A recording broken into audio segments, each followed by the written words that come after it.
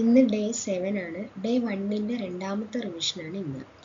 ഏഴാമത്തെ ദിവസം നമ്മൾ ടോപ്പിക്കൊന്നും പഠിക്കുന്നില്ല, മൈൻഡ് കുറച്ച് റിഫ്രഷ് ആവാൻ വേണ്ടിയിട്ടാണ്.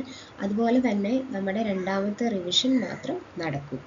ഈ റിവിഷനോട് കൂടി നമ്മൾ ഏകദേശം പഠിച്ചതൊക്കെ ഓർത്തിരിക്കും. ഇനി 21ാമത്തെ ദിവസം കൂടെ നമ്മൾ ഈ ഒന്നാമത്തെ ഡേ 1 ഡേ 2 അങ്ങനെ 21ാമത്തെ ദിവസം കൂടെ റിവിഷൻ ചെയ്യുമ്പോൾ നമ്മൾ പിന്നെ ഒരിക്കലും മറക്കില്ല എന്നാണ് ശാസ്ത്രം പറയുന്നത്. നമുക്ക് നോക്കാം. ഡേ 1ലെ ടോപ്പിക്ക് ഭരണഘടനാ നിർമ്മാണ സഭയായിരുന്നു. GK എന്ന് ക്വസ്റ്റ്യൻ ആൻസർ രൂപത്തിലായിരിക്കും ഉണ്ടാവുക. 1. ഇന്ത്യക്കൊരു ഭരണഘടനാ നിർമ്മാണ സമിതി വേണമെന്ന ആവശ്യം 1934 ആദ്യം ഉയർത്തിയ ഇന്ത്യക്കാരൻ ആരാണ്? MN റോയ്. ഇന്ത്യക്ക് ഒരു ഭരണഘടനാ നിർമ്മാണ സമിതി എന്ന ആവശ്യം ഇന്ത്യൻ നാഷണൽ കോൺഗ്രസ് ഔദ്യോഗികമായി ആവശ്യപ്പെട്ടത് ഏത് സമ്മേളനത്തിലാണ്?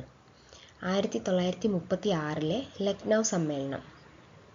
ഇന്ത്യക്കൊരു ഭരണഘടനാ നിർമ്മാണ സമിതി എന്ന ആവശ്യം ഔദ്യോഗികമായി ഉയർത്തിയ പാർട്ടി ഏതാണ്? കോൺഗ്രസ് ആണ്.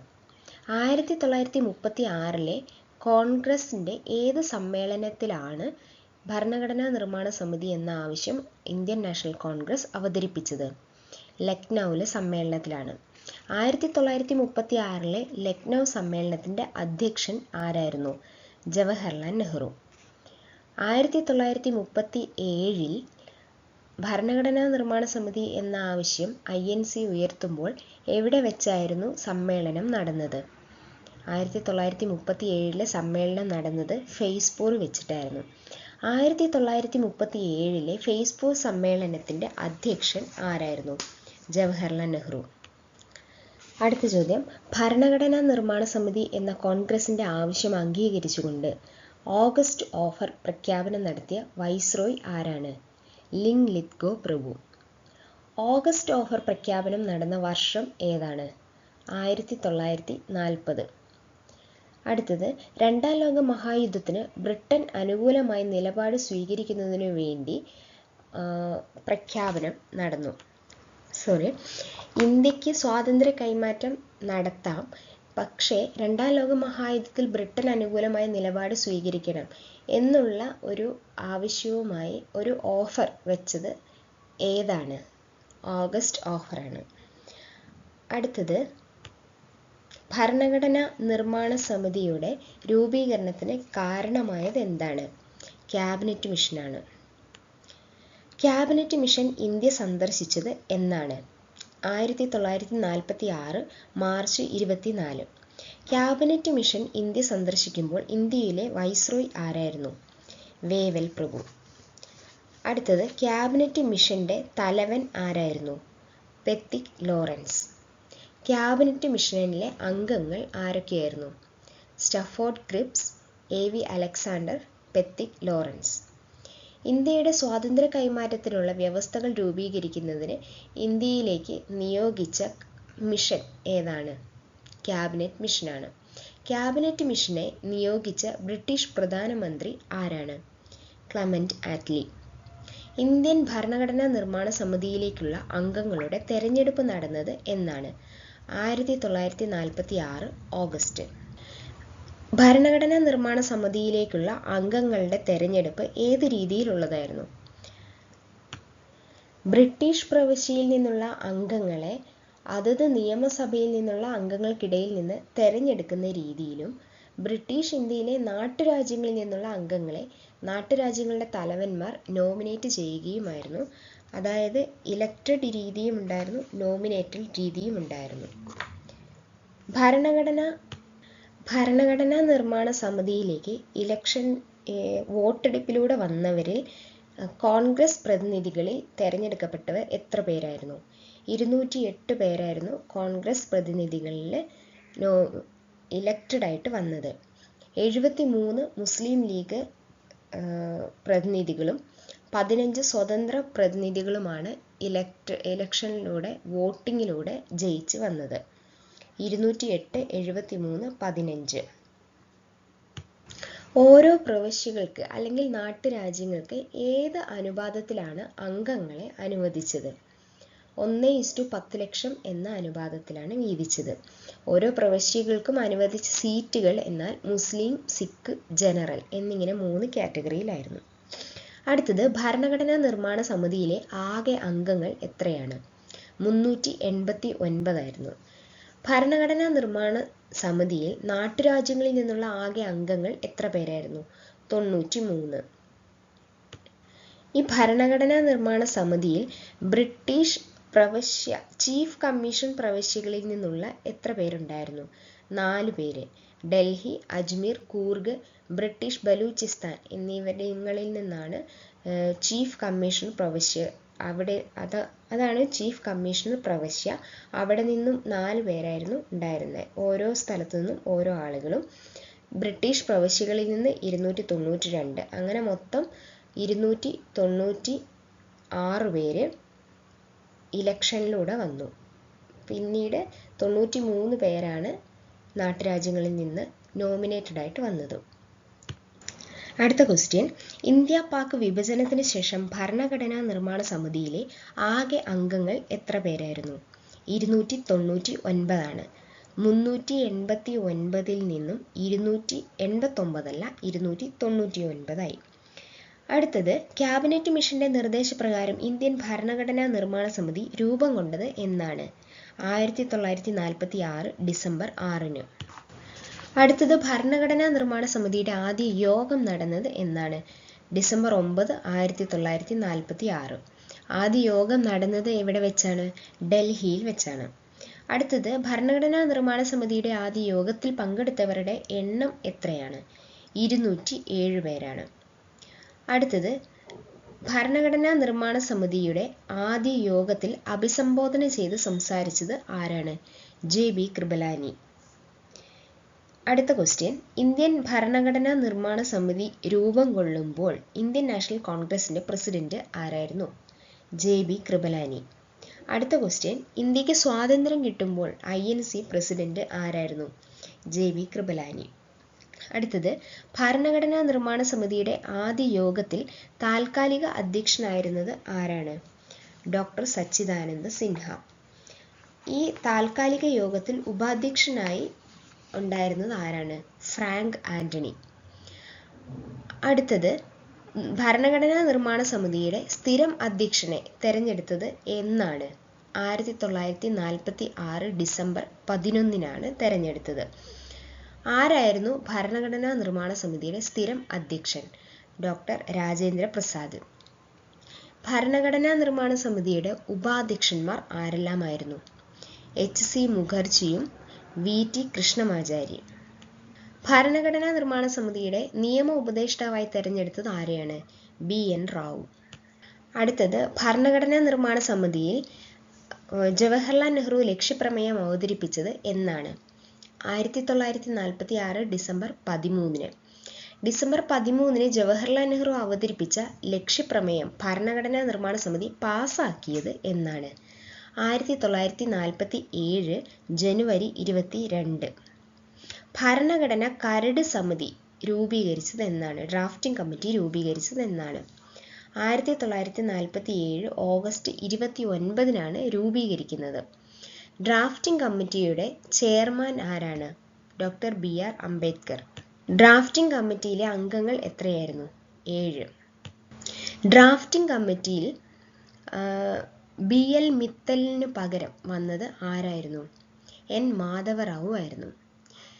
TP ഖേതാൻ ഭരണഘടനാ നിർമ്മാണ സമിതി ഡ്രാഫ്റ്റിംഗ് കമ്മിറ്റിയിലെ TP ഖേതാൻ മരണപ്പെട്ടതിനെ തുടർന്ന് പകരക്കാരനായി വന്നത് ആരായിരുന്നു? TT കൃഷ്ണമാചാരി. അടുത്തത്, ഭരണഘടനാ നിർമ്മാണ സമിതിയിൽ ഫണ്ടമെന്റൽ റൈറ്റ്സ് ആൻഡ് മൈനോറിറ്റി കമ്മിറ്റിയുടെ അധ്യക്ഷൻ ആരായിരുന്നു? ഫണ്ടമെന്റൽ റൈറ്റ്സ് ആൻഡ് മൈനോറിറ്റി കമ്മിറ്റിയുടെ അധ്യക്ഷൻ ആരായിരുന്നു? സർദാർ വല്ലഭായ് പട്ടേൽ. അങ്ങനെയാണെങ്കിൽ ഫണ്ടമെന്റൽ റൈറ്റ് സബ് കമ്മിറ്റിയുടെ അധ്യക്ഷൻ ആരായിരുന്നു? JB കൃപലാനി. അങ്ങനെയാണെങ്കിൽ മൈനോറിറ്റി സബ് കമ്മിറ്റിയുടെ അധ്യക്ഷൻ ആരായിരുന്നു? HC മുഖർജി. അടുത്തത്, ഭരണഘടനാ നിർമ്മാണ സമിതിയുടെ ഫ്ലാഗ് കമ്മിറ്റിയുടെ അധ്യക്ഷൻ ആരായിരുന്നു? ഡോക്ടർ രാജേന്ദ്ര പ്രസാദ്. എന്നാണ് ഭരണഘടനാ നിർമ്മാണ സമിതി ഇന്ത്യയുടെ ദേശീയ പതാക ത്രിവർണ്ണ പതാകയെ അംഗീകരിച്ചത് എന്നാണ്? 1947 ജൂലൈ 22-നാണ്. അടുത്തത് ഭരണഘടനാ നിർമ്മാണ സമിതിയിൽ ഹൗസ് കമ്മിറ്റിയുടെ അധ്യക്ഷനായിരുന്നത് ആരാണ്? പട്ടാഭി സീതാരാമയ്യ. അടുത്തത് ഭരണഘടനാ നിർമ്മാണ സമിതിയിൽ ലാംഗ്വേജ് കമ്മിറ്റിയുടെ അധ്യക്ഷൻ ആരായിരുന്നു? മോട്ടൂരി സത്യനാരായണ. ലാംഗ്വേജ് കമ്മിറ്റിയുടെ അധ്യക്ഷനായിരുന്നു മോട്ടൂരി സത്യനാരായണ. അടുത്തത് യൂണിയൻ പവർ കമ്മിറ്റിയുടെയും യൂണിയൻ കോൺസ്റ്റിറ്റ്യൂഷൻ കമ്മിറ്റിയുടെയും അധ്യക്ഷൻ ആരായിരുന്നു? ജവഹർലാൽ നെഹ്റു. അടുത്തത് ഭരണഘടനാ നിർമ്മാണ സമിതിയിൽ സ്റ്റേറ്റ് കമ്മിറ്റിയുടെ അധ്യക്ഷൻ ആരായിരുന്നു? ജവഹർലാൽ നെഹ്റു. അടുത്തത് ഭരണഘടനാ നിർമ്മാണ സമിതിയിൽ പ്രൊവിൻഷ്യൽ കോൺസ്റ്റിറ്റ്യൂഷൻ കമ്മിറ്റി അധ്യക്ഷൻ ആരായിരുന്നു? പ്രൊവിൻഷ്യൽ കോൺസ്റ്റിറ്റ്യൂഷൻ കമ്മിറ്റിയുടെ അധ്യക്ഷൻ ആരായിരുന്നു? സർദാർ വല്ലഭായ് പട്ടേൽ. അടുത്തത് റൂൾസ് ആൻഡ് പ്രൊസീജിയർ കമ്മിറ്റിയുടെ അധ്യക്ഷൻ ആരായിരുന്നു? രാജേന്ദ്ര പ്രസാദ് ആയിരുന്നു. അതുപോലെ സ്റ്റിയറിംഗ് കമ്മിറ്റിയുടെ അധ്യക്ഷൻ ആരായിരുന്നു? രാജേന്ദ്ര പ്രസാദ് ആയിരുന്നു. ഭരണഘടനാ നിർമ്മാണ സമിതിയിൽ കമ്മിറ്റികളുടെ കമ്മിറ്റി എന്നറിയപ്പെടുന്നത് ഏതാണ്? ഡ്രാഫ്റ്റിംഗ് കമ്മിറ്റിയാണ്. അന്താരാഷ്ട്ര നീതിന്യായ കോടതിയിൽ ജഡ്ജായ ആദ്യ ഇന്ത്യക്കാരൻ ആരാണ്? BN റാവു ആണ്. ഭരണഘടനാ നിർമ്മാണ സമിതിയുടെ നിയമ ഉപദേഷ്ടാവായി പ്രവർത്തിച്ചത് ആരാണ്? BN റാവു ആണ്. ഭരണഘടനാ നിർമ്മാണ സമിതിയിൽ പാഴ്സികളെ പ്രതിനിധീകരിച്ചു വന്ന വ്യക്തി ആരായിരുന്നു? HP മോദി ആയിരുന്നു. ഭരണഘടനാ നിർമ്മാണ സമിതിയിൽ ആംഗ്ലോ ഇന്ത്യൻ വിഭാഗത്തെ പ്രതിനിധീകരിച്ചു വന്നത് ആരായിരുന്നു? ഫ്രാങ്ക് ആന്റണി ആയിരുന്നു. ഭരണഘടനാ നിർമ്മാണ സമിതിയിൽ അംഗമായിരുന്ന ജെസ്യൂട്ട് പുരോഹിതൻ ആരാണ്? ജെറോം ഡിസൂസ. ഭരണഘടനാ നിർമ്മാണ സമിതിയിൽ ന്യൂനപക്ഷങ്ങളെ പ്രതിനിധീകരിച്ച് വന്നത് ആരായിരുന്നു? HC മുഖർജി. അടുത്തത് ഭരണഘടനാ നിർമ്മാണ സമിതിയിലെ ആകെ വനിതകൾ അംഗം എത്രയായിരുന്നു? 15 പേരാണ്. അതായത് പാർട്ടീഷന് ശേഷമുള്ള വനിതാ അംഗസംഖ്യയാണ് 15. അടുത്തത് ഭരണഘടനാ നിർമ്മാണ സമിതി അംഗമായിരുന്ന മലയാളി വനിതകൾ ആരെല്ലാമായിരുന്നു? ആനി മസ്കറി, ദാക്ഷായണി വേലായുധൻ, അമ്മു സ്വാമിനാഥൻ എന്നിവരാണ്. അടുത്ത ഭരണഘടനാ നിർമ്മാണ സമിതിയിൽ അംഗമായിരുന്ന ഏക ദളിത് വനിത ആരാണ്? ദാക്ഷായണി വേലായുധൻ. ഏറ്റവും പ്രായം കുറഞ്ഞ വനിത ആരായിരുന്നു? ദാക്ഷായണി വേലായുധൻ തന്നെ. അടുത്ത ഭരണഘടനാ നിർമ്മാണ സമിതിയിലെ ഏക മുസ്ലിം വനിത ആരായിരുന്നു? ബീഗം ഐസാസ് റസൂൽ ആയിരുന്നു. അടുത്ത ക്വസ്റ്റ്യൻ, ഭരണഘടനാ നിർമ്മാണ സമിതി അംഗമായിരുന്ന വനിത പിന്നീട് ഇന്ത്യയിലെ ആദ്യ വനിതാ ഗവർണറായി. ആരായിരുന്നു? സരോജിനി നായിഡു ഗവർണറായത്. ഭരണഘടനാ നിർമ്മാണ സമിതി അംഗമായിരുന്ന വനിത പിന്നീട് ഇന്ത്യയിലെ ആദ്യ വനിതാ മുഖ്യമന്ത്രിയായി. ആരായിരുന്നു? സുജേത കൃപലാനി. മുഖ്യമന്ത്രിയായത് കൃപലാനി. അടുത്തത് ഭരണഘടനാ നിർമ്മാണ സമിതി അംഗമായിരുന്ന വനിത പിന്നീട് അംബാസഡർ ആകുന്ന ആദ്യ വനിതയായി. ആരായിരുന്നു അത്? വിജയലക്ഷ്മി പണ്ഡിറ്റ്. അടുത്തത് ഭരണഘടനാ നിർമ്മാണ സമിതി അംഗമായിരുന്ന വനിത പിന്നീട് കേന്ദ്ര ക്യാബിനറ്റ് മന്ത്രിയാകുന്ന ആദ്യ വനിതയായി. ആരാണിത്? രാജ്കുമാരി അമൃത് കൗളാണ്. കേന്ദ്ര ക്യാബിനറ്റിൽ ആരോഗ്യമന്ത്രിയായിരുന്ന ആരാണ് all India institute of medical sciences സ്ഥാപിച്ചത്? ഡൽഹിയിൽ സ്ഥാപിച്ചത് രാജ്കുമാരി അമൃത് കൗളിൻ്റെ കാലത്താണ്. അമൃത് കൗൾ കേന്ദ്രമന്ത്രിയായിരുന്ന സമയത്താണ്. അടുത്തത് ഭരണഘടനാ നിർമ്മാണ സമിതിക്ക് മുമ്പാകെ ഡ്രാഫ്റ്റിംഗ് കമ്മിറ്റി ഭരണഘടനയുടെ കരട് ആദ്യമായി സമർപ്പിച്ചത് എന്നാണ്? 1948 ഫെബ്രുവരി 21-നാണ് ഈ കരട് ആദ്യമായിട്ട് സമർപ്പിക്കുന്നത്. അങ്ങനെയെങ്കിൽ ഫൈനൽ ഡ്രാഫ്റ്റ് സമർപ്പിച്ചത് എന്നാണ്? 1948 നവംബർ 4-നാണ് ഫൈനൽ 4-നാണ് സമർപ്പിച്ചത്. അടുത്ത ഭരണഘടനാ നിർമ്മാണ സമിതി ഭരണഘടന അംഗീകരിച്ചത് എന്നാണ്? 1949 നവംബർ 26-നാണ് അംഗീകരിച്ചത്. നിലവിൽ വന്നതോ 1950 ജനുവരി 26-ന്. ഇന്ത്യൻ ഭരണഘടന പൂർത്തിയാക്കാൻ എടുത്ത സമയം എത്രയാണ്? 2 വർഷം 11 മാസം 17 ദിവസം. 2 വർഷം 11 മാസം 17 ദിവസം. ഇന്ത്യൻ ഭരണഘടന പൂർത്തിയാക്കുന്നതിനായി ഭരണഘടനാ നിർമ്മാണ സമിതി എത്ര തവണ വിളിച്ചു ചേർത്തു? 11 സമ്മേളനങ്ങളാണ് വിളിച്ചു ചേർത്തത്. 165 ദിവസങ്ങളിലായി 11 സമ്മേളനങ്ങൾ വിളിച്ചു ചേർത്തു. ഭരണഘടനാ നിർമ്മാണ സമിതി അവസാനമായി സമ്മേളിച്ചത് എന്നാണ്? 1950 ജനുവരി 24-നാണ്. ആ അവസാന സമ്മേളനത്തിലാണ് ഒപ്പിടുന്നത്. അങ്ങനെയെങ്കിൽ ഈ ഇന്ത്യൻ ഭരണഘടനയിൽ ഒപ്പുവെച്ച അംഗങ്ങൾ എത്ര പേരാണ്? 284 അംഗങ്ങളാണ്. 2, 8, 4. അടുത്തത് ഇന്ത്യയുടെ ദേശീയ നിയമം അല്ലെങ്കിൽ ഭരണഘടനാ ദിനം ആയി ആചരിക്കുന്നത് എന്നാണ്? നവംബർ 26 ഇന്ത്യൻ ഭരണഘടന നിലവിൽ വരുമ്പോൾ അതിലെ വകുപ്പുകളും ഭാഗങ്ങളും പട്ടികകളും എത്രയായിരുന്നു? 395 വകുപ്പുകൾ, 22 ഭാഗങ്ങൾ, 8 പട്ടികകൾ. ഏകദേശം 400ഓളം വകുപ്പ് ഉണ്ടായിരുന്നുള്ളൂ. 395, 400-ന് 5 കുറവ്. 395 വകുപ്പ്, 22 ഭാഗങ്ങൾ, 2 ഭാഗങ്ങൾ, 8 പട്ടികകൾ. ഓക്കെ, അപ്പോൾ 470, 25, 12 ഉണ്ട്. അടുത്തത് ഇന്ത്യൻ ഭരണഘടനാ നിർമ്മാണ സമിതിയുടെ ഔദ്യോഗിക മുദ്രയിൽ കാണപ്പെടുന്ന, സീലിൽ കാണപ്പെടുന്ന മൃഗം ഏതാണ്? ആനയാണ്. അടുത്തത് ഭരണഘടനാ നിർമ്മാണ സമിതി എത്ര രാജ്യങ്ങളിലെ ഭരണഘടനയിൽ നിന്നുള്ള ആശയങ്ങളാണ് സ്വീകരിച്ചത്? 10 രാജ്യങ്ങളിൽ നിന്നുള്ള ആശയങ്ങളാണ് സ്വീകരിച്ചത്. 60 രാജ്യങ്ങൾ അവർ പരിശോധിച്ചു, റെഫറൻസ് നോക്കിയിരുന്നു. പക്ഷേ 10 രാജ്യങ്ങളിൽ നിന്നുള്ള ആശയങ്ങളാണ് ഉൾക്കൊള്ളിച്ചിരിക്കുന്നത്. ഏറ്റവും കൂടുതൽ സ്വാധീനിച്ചത് ഏത് ഭരണഘടനയാണ്? ബ്രിട്ടീഷ് ഭരണഘടനയാണ്. അടുത്ത ഇന്ത്യൻ ഭരണഘടനയുടെ പൂർത്തീകരണത്തിനായി ഭരണഘടനാ നിർമ്മാണ സമിതിക്ക് എത്ര തുക ചെലവായി? 64 ലക്ഷമാണ് ചെലവായത്. അടുത്തത് ഇന്ത്യൻ ഭരണഘടനയുടെ കവർ പേജ് ഡിസൈൻ ചെയ്ത ചിത്രകാരൻ ആരാണ്? നന്ദലാൽ ബോസ്. അടുത്തത് ആധുനിക ഇന്ത്യൻ ചിത്രകലയുടെ പിതാവ് എന്നറിയപ്പെടുന്നത് ആരാണ്? നന്ദലാൽ ബോസ്. അടുത്ത ഇന്ത്യൻ ഭരണഘടനയുടെ പ്രിയാമ്പിൾ പേജ്, ആമുഖം ഡിസൈൻ ചെയ്തത് ആരാണ്? റാം മനോഹർ സിൻഹ. മനോഹരമായ മുഖം നമ്മൾ ഓർക്കോടുണ്ടായിരുന്നു. അടുത്തത് ഇന്ത്യയുടെ ദേശീയ ചിഹ്നമായ സിംഹമുദ്രയുടെ പെൻസിൽ സ്കെച്ച് തയ്യാറാക്കിയ ചിത്രകാരൻ ആരാണ്? ദീനനാഥ് ഭാർഗവയാണ് പെൻസിൽ സ്കെച്ച് തയ്യാറാക്കിയത് സിംഹമുദ്രയുടെ. അടുത്തത് ഇന്ത്യൻ ഭരണഘടനയുടെ കയ്യെഴുത്തു പ്രതി തയ്യാറാക്കിയത് ആരാണ്?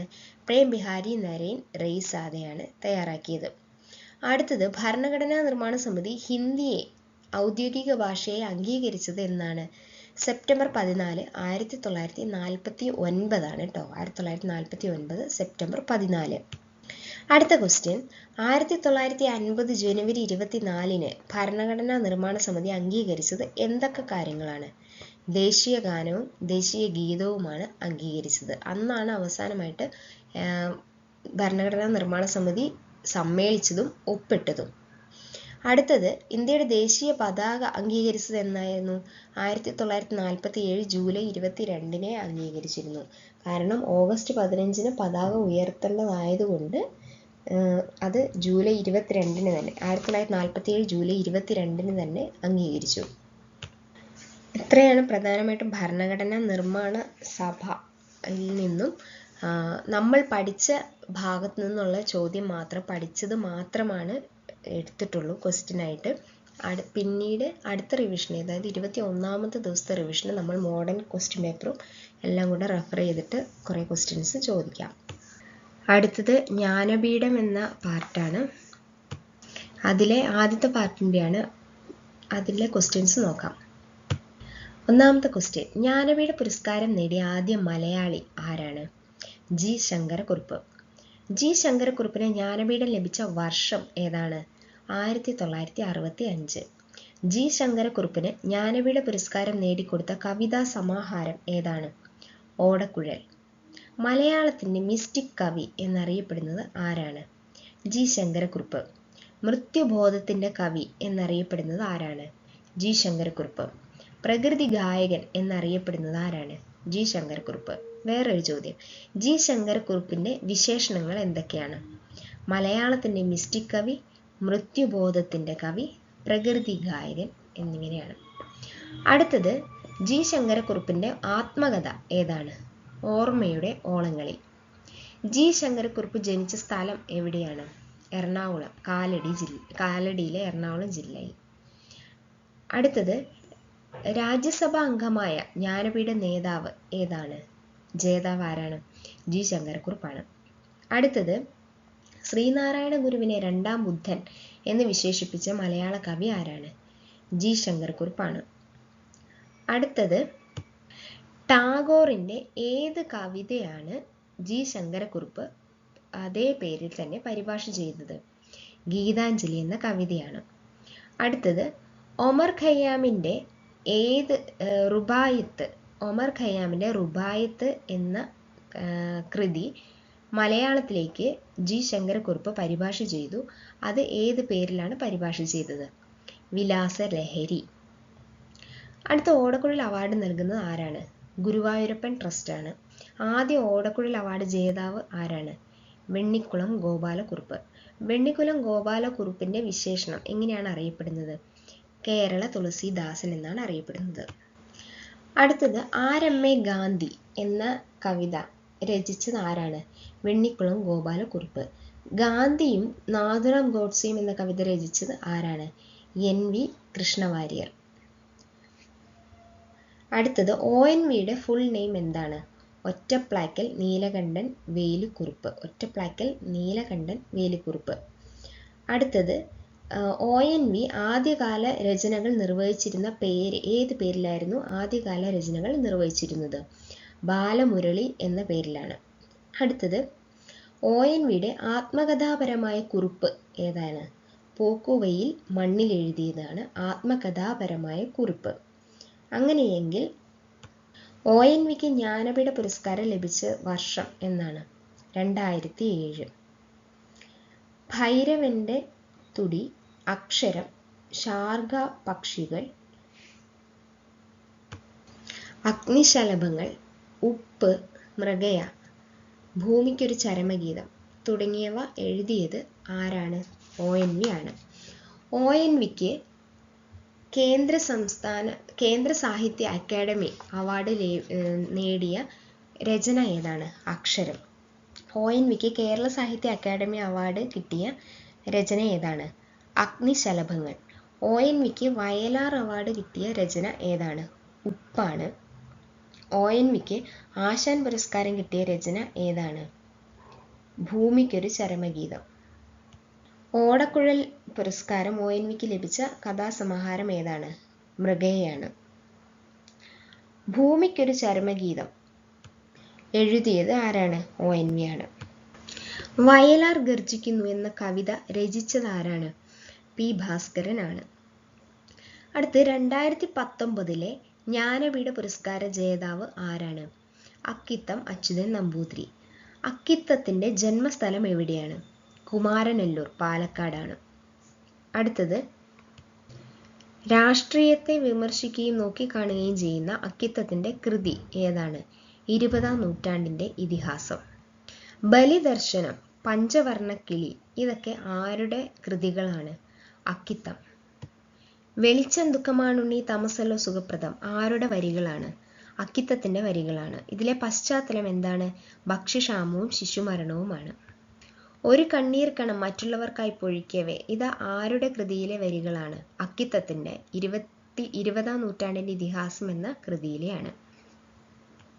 ഇത്രയാണ് ജ്ഞാനപീഠ അവാർഡ് ലഭിച്ച പദ്യ ഭാഗത്തു നിന്നുള്ള ജ്ഞാനപീഠ നേതാക്കളുടെ കവികളുടെ റിവിഷൻ. അടുത്തത് നമ്മൾ മലയാള ഫസ്റ്റ് ക്ലാസ് ആയിരുന്നു. അതിൽ പുല്ലിംഗം സ്ത്രീലിംഗം മാത്രം ചോദിക്കാം. നമ്പ്യാർ, അതിൻ്റെ സ്ത്രീലിംഗം എന്താണ്? നങ്ങ്യാർ. കൈമൾ കുഞ്ഞമ്മ. പണ്ടാല കോവിലമ്മ. മാടമ്പി കെട്ടിലമ്മ. ചാക്യാർ ഇല്ലോടമ്മ. നേതാവ് നേത്രി. പിന്നെ സാറാ ജോസഫിന് മുട്ടത്ത് വർക്കി അവാർഡ് ലഭിച്ച കൃതി ഏതാണ്? പാപത്തറ. ഇടശ്ശേരി ഗോവിന്ദൻ നായർ രചിച്ച നാടകം ഏതാണ്? കൂട്ടുകൃഷി. ഹോം ട്രൂത്ത് എന്നതിൻ്റെ മലയാളം എന്താണ്? അപ്രിയ സത്യം. നവീനം വിപരീതപദം എന്താണ്? പുരാതനം. ഇത്രയൊക്കെയാണ് ഏകദേശം മലയാളത്തിലുള്ളത്. ഇനി ഇംഗ്ലീഷിലോട്ട് നോക്കാം. Collective nouns. ഫ്ലവേഴ്സിൻ്റെ കളക്റ്റീവ് നൗൺ എന്താണ്? Bunch of flowers. ബേർഡ്സിൻ്റെ കളക്റ്റീവ് നൗൺ എന്താണ്? ഫ്ലൈറ്റ്. ഇങ്ങനെ ചോദിക്കാം. എ ഡാഷ് ഓഫ് ഷീപ്പ് എന്താണ്? Flock. A dash of ship എന്താണ്? Fleet. A dash of rioters a mob. A dash of writers a school of writers. A dash of fish a shoal of fish അല്ലെങ്കിൽ a school of fish. A dash of people, a crowd of people അല്ലെങ്കിൽ a mass of people. A dash of judges, a bench of judges. A dash of robbers, a gang of robbers. ഇത്രയായിരുന്നു collective നൗണിൽ പഠിച്ചത്. ഇനി മാത്സിൻ്റെ കുറച്ച് questions ഞാൻ short video ആക്കി ഇട്ടത് കൊണ്ട് ഇതിൽ ഇടുന്നില്ല. ബാക്കിയുള്ള ടോപ്പിക്ക് വരുമ്പോൾ, മാത്സിൻ്റെ ടോപ്പിക്ക് വരുമ്പോൾ ക്വസ്റ്റ്യൻസ് ഇടുന്നതായിരിക്കും. ഇത്രയാണ് രണ്ടാമത്തെ റിവിഷനിൽ വരുന്നത്. ഇതോടുകൂടി നമ്മൾ ഏകദേശം നമ്മൾ പഠിച്ച എന്താണോ പഠിച്ചത് അത് മാത്രം ഓർക്കാൻ റിവൈസ് ചെയ്യുമ്പോൾ ഓർമ്മയിലേക്ക് വരും. ബാക്കിയുള്ളത് ഇനി അടുത്ത റിവിഷനിൽ നമ്മൾ ഇതുമായിട്ട് ബന്ധപ്പെട്ട എല്ലാ ചോദ്യങ്ങളും കൂടെ കവർ ചെയ്യുമ്പോൾ മൊത്തത്തിൽ ഈ ടോപ്പിക്സ് സെറ്റാവും. Okay, thank you. കൂടുതൽ വീഡിയോകൾ മുടങ്ങാതെ ലഭിക്കാനായി സബ്സ്ക്രൈബ് ചെയ്യുക. Thank U.